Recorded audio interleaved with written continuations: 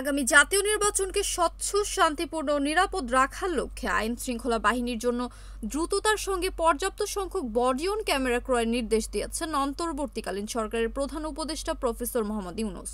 মঙ্গলবার ২৮ অক্টোবর রাষ্ট্রীয় অতিথি ভবন যমুনায় অনুষ্ঠিত এক বৈঠকে তিনি এর নির্দেশনা প্রদান করেন। বৈঠকে স্বরাষ্ট্র উপদেষ্টা মোহাম্মদ জাহাঙ্গীর আলম চৌধুরী, ডাক, টেলিযোগাযোগ ও তথ্য প্রযুক্তি মন্ত্রণালয়ের দায়িত্বপ্রাপ্ত প্রধান উপদেষ্টার বিশেষ সহকারী ফয়েজ আহমেদ তৈয়ব, স্বরাষ্ট্র সচিব নাসিমুল গনি, পুলিশের মহাপরিদর্শক বাহারুল আলম সহ সংশ্লিষ্ট বিভিন্ন সংস্থার প্রতিনিধি উপস্থিত ছিলেন।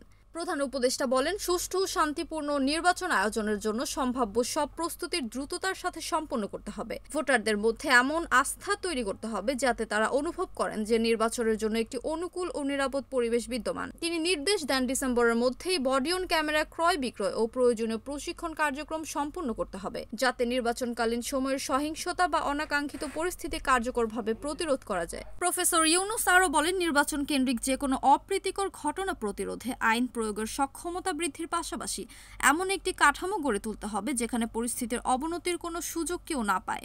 বৈঠকে ফয়েজ আহমেদ তৈয়ব জানান, দেশে বর্তমানে যে পরিমাণ বডি অন ক্যামেরা মজুদ রয়েছে সেগুলো ব্যবহার করে পুলিশ সদস্যদের প্রাথমিক প্রশিক্ষণ কার্যক্রম শুরু হয়েছে। স্বরাষ্ট্র উপদেষ্টা জাহাঙ্গীর আলম চৌধুরী বলেন, নতুন ক্যামেরাগুলো এসে পৌঁছালে প্রতিটি জেলায় পুলিশ সদস্যদের প্রশিক্ষণ প্রদান করা হবে। তিনি আরও জানান, বডি অন ক্যামেরার সাহায্যে নির্বাচনের সময় ভোট কেন্দ্রের পরিস্থিতি কেন্দ্রীয়ভাবে মনিটরিং এর পাশাপাশি প্রতিটি থানা ও জেলা পুলিশ সুপারের কার্যালয় থেকেও তা পর্যবেক্ষণ করা সম্ভব হবে। NAN TV news desk.